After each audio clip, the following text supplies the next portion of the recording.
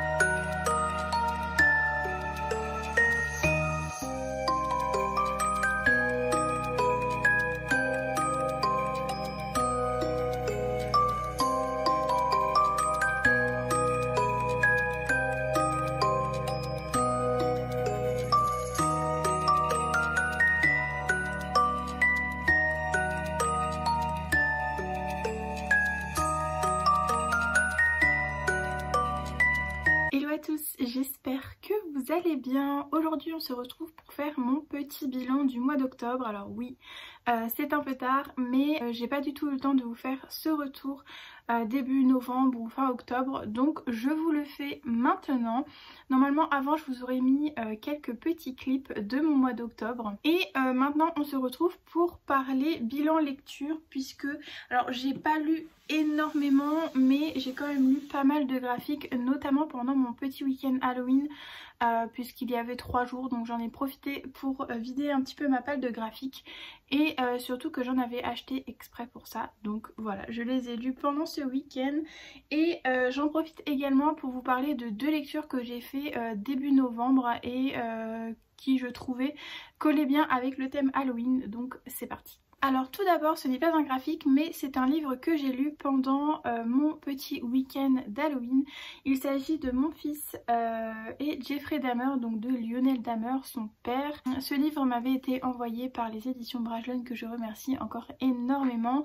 Et pour celui-ci, alors j'ai plutôt bien aimé, même si honnêtement je pense que pour les personnes qui connaissent déjà l'affaire à 100%, qui s'intéressent vraiment au true crime, je pense pas que ce soit très utile de le lire, puisque finalement on va un peu raconter sa vie, son enfance, mais assez, enfin voilà, c'est quand même assez court, il fait à peine 250 pages, et j'ai trouvé que vraiment son père, alors n'essayez pas de l'excuser, mais faisait beaucoup de comparaisons par rapport à son comportement à lui, à ce que lui avait vécu, et du coup faisait un petit peu un parallèle entre son fils, les agissements de son fils, et lui, son père, dans quelle situation il se trouvait. Et en gros il aurait pu faire la même si les circonstances avaient été différentes, et j'ai trouvé ça un petit peu bizarre à certains moments. Donc je sais pas s'il l'a fait exprès pour excuser son fils en disant que parfois les circonstances peuvent faire que un homme ou une femme peut péter un câble et faire des choses horribles, mais j'ai trouvé ce côté un petit peu perturbant et un petit peu déplacé presque, je dirais.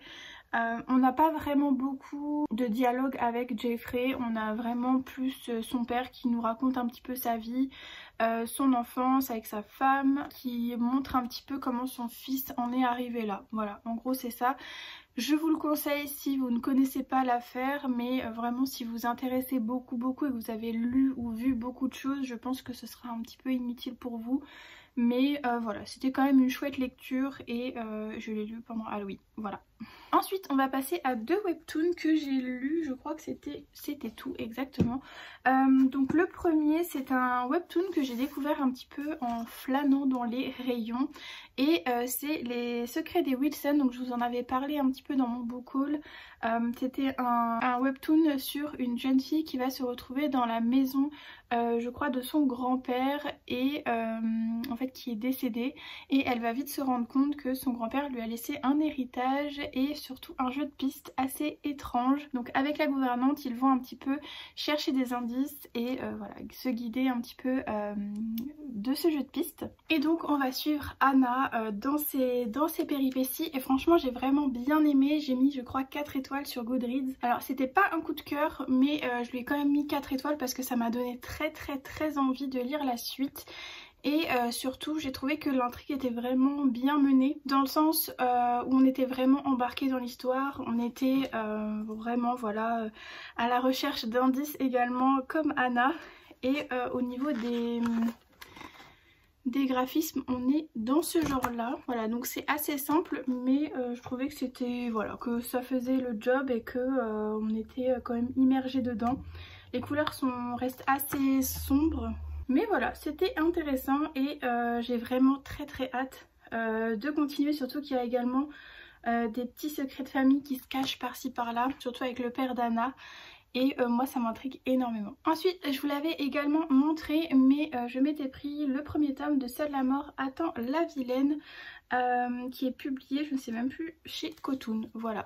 Alors je l'avais vu passer chez Book & Cup, donc chez Elise, et elle m'avait donné tellement envie de le lire parce qu'elle avait enchaîné je crois les 3 premiers tomes, et d'ailleurs moi j'ai acheté le 1 et le 2. Le 2 je ne l'ai pas encore lu. Mais alors j'ai trouvé ça assez original puisqu'on est avec une jeune femme qui va se retrouver dans un jeu vidéo à la place de la méchante et elle va devoir essayer de tout faire pour ne pas mourir. Dans ce jeu, en fait, pour gagner, il faut que un homme soit à 100% de son level de... comment dire? En gros, tous les personnages ont un pourcentage qui s'affiche au-dessus de leur tête et à chaque fois qu'une relation ou une relation positive s'installe, ce pourcentage va augmenter et l'objectif c'est que ce pourcentage soit au maximum pour pouvoir terminer le jeu et pour qu'elle puisse sortir, puisqu'en fait elle est coincée dedans et la seule solution qu'elle a c'est de se dépatouiller avec ce qu'elle connaît, puisqu'elle a quand même un petit peu joué avant, donc elle connaît un petit peu certains détails qu'elle essaye un petit peu de changer à son avantage. Et on va la suivre un petit peu dedans. Donc c'était intéressant. Après j'ai trouvé que... alors j'ai toujours du mal à donner mon avis à 100% avec un tome. C'est comme les mangas. Je trouve que c'est pas assez pour se faire un avis concret. J'ai bien aimé honnêtement les graphismes. C'était assez sympa. Mais je trouve en fait que ça allait un peu vite. Il y a certains moments... je trouve que ça allait un petit peu vite. À voir comment se passe le tome 2. Mais en tout cas voilà, la seule chose que j'ai à dire c'est que ça se déroulait un petit peu vite. Après j'ai quand même bien aimé le personnage, j'ai quand même bien aimé l'ambiance et j'ai quand même bien aimé l'intrigue. Donc je pense qu'on part quand même sur une bonne lecture, mais voilà, à voir dans le tome 2 comment ça se passe. Ensuite on va passer à une BD qui pour moi a été un énorme coup de cœur et d'ailleurs j'aurais dû prendre la suite puisque le tome 2 est déjà sorti. Il est sorti d'ailleurs tout récemment, mais c'est la petite BD Brume. Regardez-moi cette beauté avec le petit détail là, magnifique. Donc c'est Brume, le réveil du dragon de Jérôme Pellissier et de Karine Hinder, publié chez les éditions Glénat et c'était vraiment trop chouette, vraiment c'était trop chou. En plus il y avait même une petite planche de stickers à l'intérieur, c'était trop chou. En plus Brume a un petit compagnon qui est un petit cochon. Et j'ai toujours eu une passion pour les petits cochons que je voyais, vous savez les cochons nains là, je trouve ça trop chou. Mon but dans la vie c'est d'en avoir un. Non je plaisante mais voilà quoi, enfin j'ai trouvé ça vraiment super chou. Donc Brume c'est une jeune fille, une petite fille qui a été abandonnée dans la forêt quand elle était bébé et son père l'a récupérée, donc c'était un père adoptif et quand il l'a récupérée en fait voilà, il y avait de la brume un petit peu comme ça partout et c'est pour ça qu'il l'a appelée Brume. Et depuis toujours Brume se prend un petit peu pour une sorcière et son père joue un petit peu le jeu en lui offrant un chapeau, un chaudron, enfin non même pas le chaudron, elle va le chercher, mais voilà il joue un petit peu dans son jeu et Brume va décider d'ouvrir sa petite boutique de sorcière. Et voilà, d'ailleurs on a la petite planche juste ici et un jour il va se passer une catastrophe, voilà. Je ne vous en dis pas plus parce que vraiment c'est vous gâcher toute la BD, mais sachez juste qu'il y a un dragon et que Brume est une petite fille très débrouillarde qui sait ce qu'elle veut et elle va tout faire pour l'obtenir et moi j'ai beaucoup aimé, voilà. En plus ça parle d'une petite sorcière donc voilà.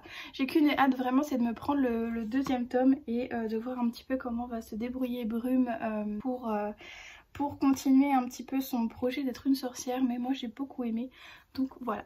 Et on continue également dans les BD puisque j'ai continué la BD Les Sorcières de Zora, donc là c'est le tome 3 que j'ai lu également pendant mon petit week-end marathon d'Halloween. Et encore une fois j'aime beaucoup cette BD, c'est vraiment trop chouette, voilà, c'est une sorcière qui doit un petit peu vivre dans le monde des humains, sauf que évidemment elle est élevée un petit peu par 3 vieilles femmes qui sont un petit peu, je crois, ses tantes, ou en tout cas voilà, on retrouve dès les premières pages. Donc elle vit un petit peu dans un cottage de sorcières, mais malheureusement elle doit aller à l'école et pour ce faire elle va dans le monde des humains. Sauf que ses tantes lui rappellent très bien qu'elle a des devoirs en tant que sorcière, mais surtout qu'il y a des règles à ne pas franchir, voilà, qu'il y a des règles en fait à respecter respecter dans le monde des sorcières. Et dans ce tome-ci, il y a une règle que Zora ne va pas respecter. Je vous laisse découvrir laquelle. Mais dans ce tome-ci, on va un petit peu parler harcèlement scolaire. Donc si vous n'êtes pas trop, si vous êtes un peu trigger par ce thème-là, je ne vous recommande pas. Mais tout est bien qui finit bien, donc voilà. Mais on va parler un petit peu de ce thème-là. Que dire de plus à part que j'ai hâte encore de lire la suite. Voilà. Ensuite, c'est un livre que j'ai reçu des éditions donc Castlemore et c'est un petit livre, voilà, c'est La Confrérie du Loup de Silène Edgar. Donc c'est tiré du jeu Loup-Garou. Je crois que je vous en avais parlé dans mon unboxing / book haul, mais c'est tiré du jeu Le Loup-Garou, je vous l'avais déjà dit, mais c'est un jeu auquel je jouais beaucoup. Et pendant ce week-end, j'ai lu donc ce petit roman. Et j'ai également regardé le film sur Netflix qui est sorti, donc c'est un film en français et vraiment j'ai trop aimé ce film, c'était vraiment trop bien. Bah franchement pour un film français c'était vraiment chouette. En fait dans le film on est plus sur une thématique à la Jumanji, vraiment. Donc c'est une famille un petit peu recomposée qui va jouer au jeu Loup-Garou, sauf que c'est un espèce de jeu de plateau où on doit, vous savez, on doit découvrir, enfin démasquer un petit peu différents personnages. Donc dans le film il y avait la sorcière, les chasseurs, évidemment les loups-garous, on avait comme ça plein de petits personnages et en fait c'était des cartes qu'il fallait mettre sur le plateau. Et un jour ils vont en fait se retrouver dans un village, donc c'est Tierce-Lieu d'ailleurs, c'est le même village. Et en fait tout a changé, ils se sont retrouvés dans le Moyen-Âge, donc à l'époque où le jeu loup-garou a été inventé. Et leur objectif c'est de partir de ce monde et pour partir de ce monde ils vont devoir récupérer les cartes pour poser sur le plateau et partir. Voilà, en gros c'est ça.